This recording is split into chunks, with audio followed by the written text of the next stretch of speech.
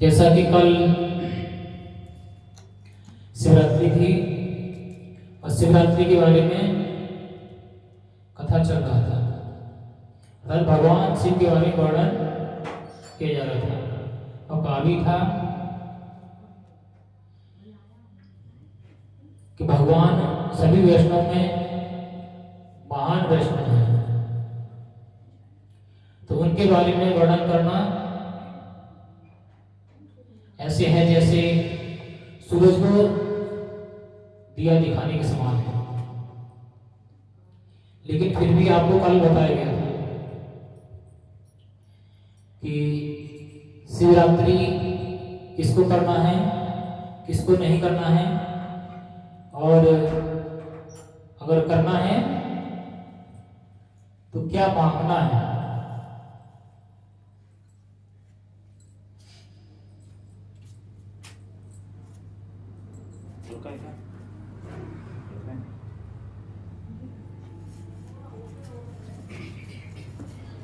तो कल व्रत की बात चल रही थी। व्रत तो सभी किए होंगे, तो महाशिवरात्रि का व्रत हमें क्यों करना चाहिए। सबसे पहले महाशिवरात्रि का व्रत हमें इसलिए करना चाहिए कि भगवान देवादिदेव महादेव हम पर प्रसन्न हो और हमें वरदान प्रदान करें। क्या वरदान प्रदान करें कि हमें कृष्ण भक्ति प्राप्त हो।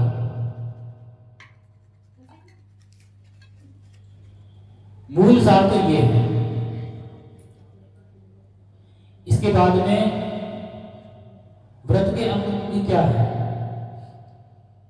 जो शास्त्रों द्वारा प्रमाणित है। हमें उपवास क्यों करना चाहिए, व्रत अर्थात उपवास क्यों करना चाहिए।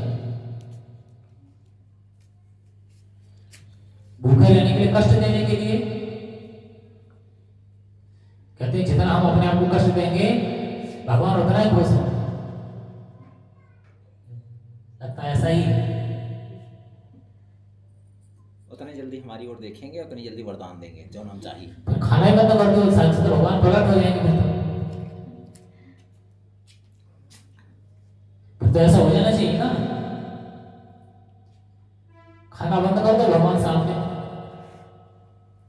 हफ्ते 10 दिन 15 दिन भगवान आ ही जाएंगे।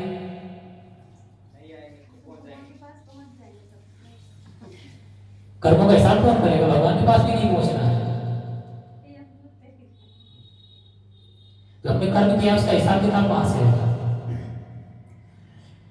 जो हम उपवास करते हैं उसका सबसे पहला अर्थ है अपनी इंद्रियों को, मन सहित इंद्रियों को संयमित करना। अगर इंद्रियों को संयमित करने में लगे रहे, मन को संयमित नहीं किया तो व्यर्थ हो जाएगा।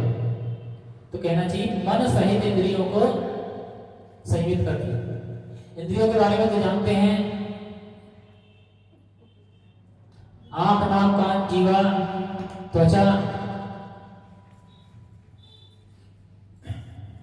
इन इंद्रियों को तो जानते हैं। लेकिन एक सूक्ष्म इंद्रिय और है जिसको मन कहते हैं, तो उसको भी संयमित करना होता है।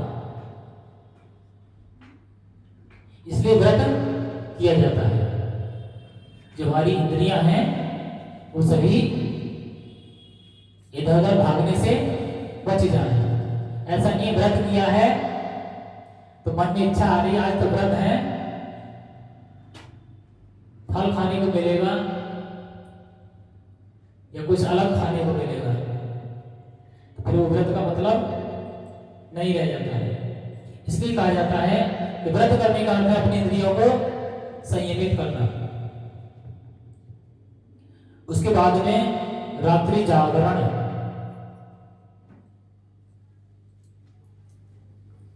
रात्रि जागरण में क्या होता है, भगवान जो है तमोगुण के अधिष्ठाता देव है। जब भगवान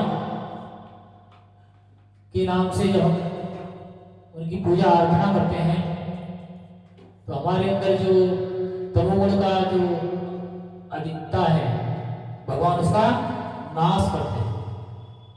तो जब रात्रि जागरण करें तो भगवान से प्रार्थना करना चाहिए भगवान देवादिदेव महादेव हमारे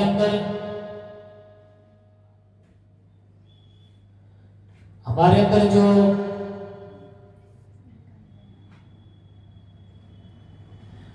अवगुण हैं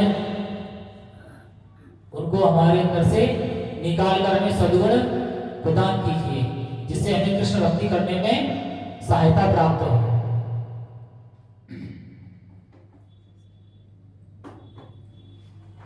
इसके बाद में भगवान की पूजा करते हैं, उनके नाम का जप करते हैं।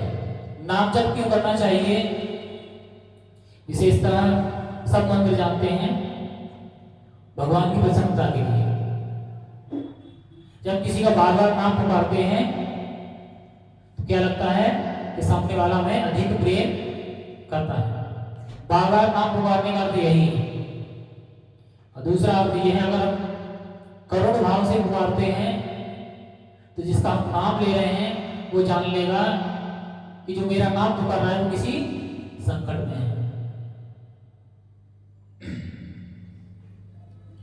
आगे इसका तो पुराण में वर्णन आता है कि भगवान को क्या चढ़ाना है, बेलपत्र, जल, दूध आदि। महाधतूरे का कहीं नाम ही नहीं है।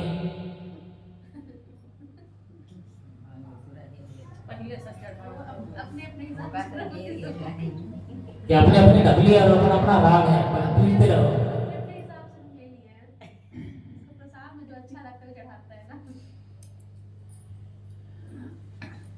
और भगवान शिव को बिल्वपत्र बहुत अधिक प्रिय है। कहते हैं कि भगवान शिव को अगर हम डेली रत्न चढ़ाएं और उससे अच्छा अगर हम एक दिन बिल्वपत्र चढ़ाते हैं तो भगवान उतने ही प्रसन्न होंगे।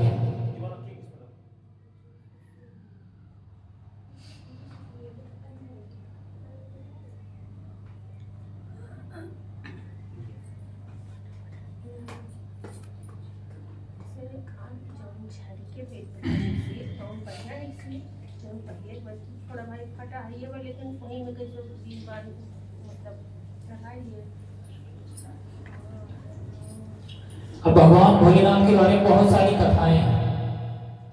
जैसा कि कल कथा बताई गई थी कि भगवान बड़े ही दयालु हैं और बहुत जल्दी प्रसन्न होते हैं। कोई झूठे को नाम से ही बिना इच्छा के ही उनके ऊपर जल और बेलपत्र अर्पित करता है, तब भी उससे अति प्रसन्न हो जाते हैं। और पापी से पापी जो व्यक्ति है उसके कष्टों का भी निवारण करते हैं।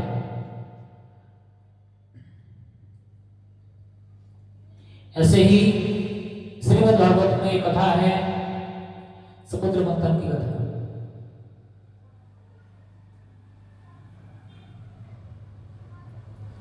और ये कथा जो है श्रीमद् भागवत महापुराण, विष्णु पुराण और महाभारत में विस्तार से वर्णित है तथा देवताओं और असुरों के बीच एक महान प्रयत्न की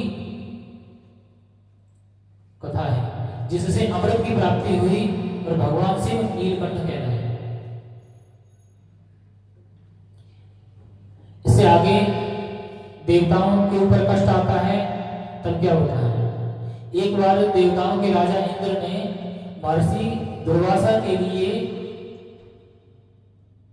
उनके दिए हुए जो पुष्प माला है उसका अपमान कर दिया, क्योंकि रत्न की माला पहनने वाला फूलों की माला कहां धारण करने वाला है।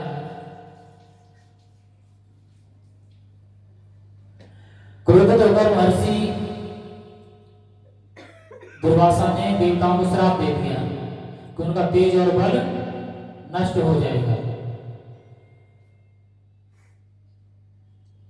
और उनके श्राप के कारण देवताओं का तेज और बल जो है समाप्त हो गया और वो दुर्बल हो गए। और क्या हुआ उसके परिणाम स्वरूप?